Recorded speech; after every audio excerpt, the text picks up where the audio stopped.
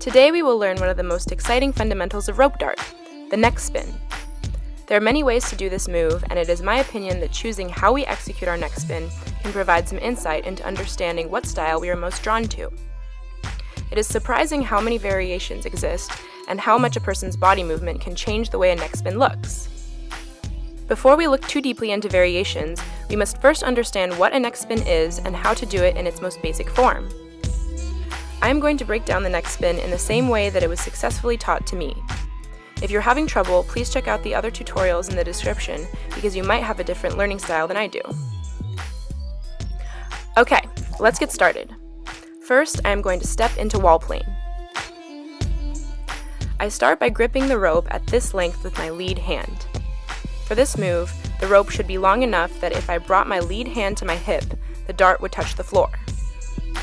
I then pull my lead hand up to my chest. The anchor hand gathers the extra rope. I then start swinging the rope dart in a circle.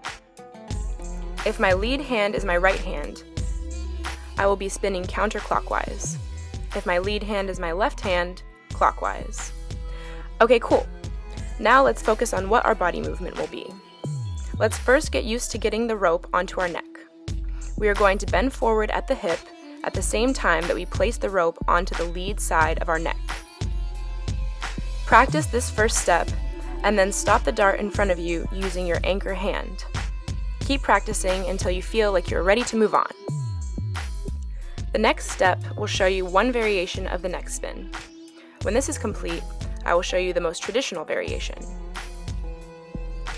Now that we know what it feels like to have the rope make contact with our neck without wrapping around and strangling us, we are going to push the rope off of our bodies by lifting our torso up and doing a very slight back bend.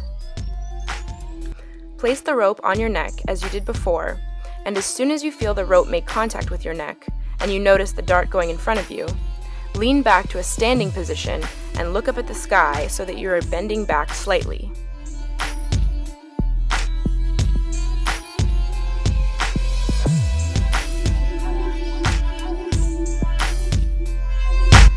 If you have mastered this step, skip to minute 4 of this video. If you are having trouble with this, here are a list of common mistakes and what they look like. Number 1.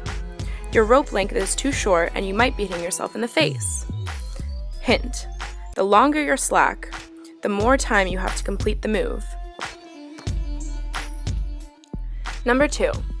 You are waiting too long to lean back and your rope is wrapping too far around your neck or catching on your chin. Hint: as soon as you feel the rope on your neck, that is your cue to lean back. This means leaning sooner.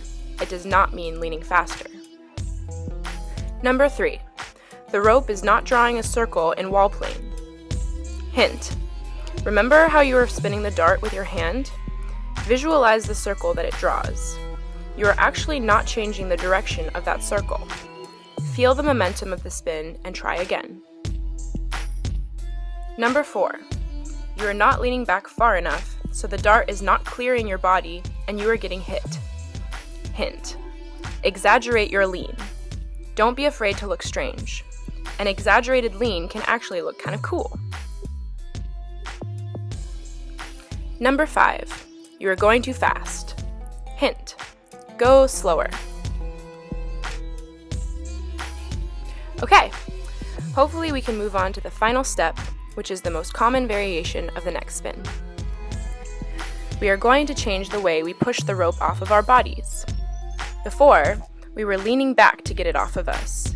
Now, we are going to shift our bodies 180 degrees to get it off of us.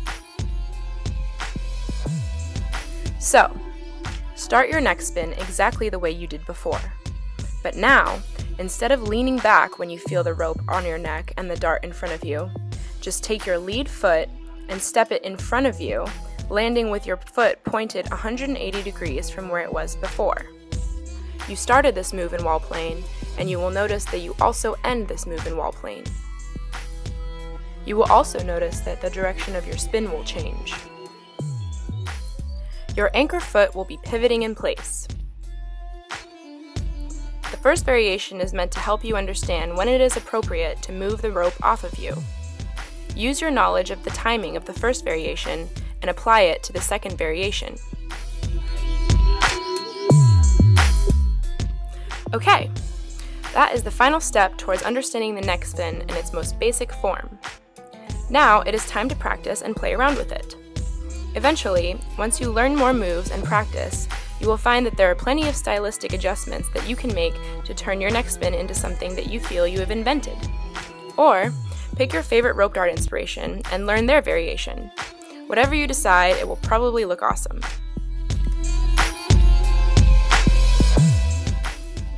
After I finish my first set of basic tutorials, I will work on a neck spin variation tutorial. Until then, please leave me a comment if you have any questions, or post videos if you feel like you got it. Thanks for watching. Good luck!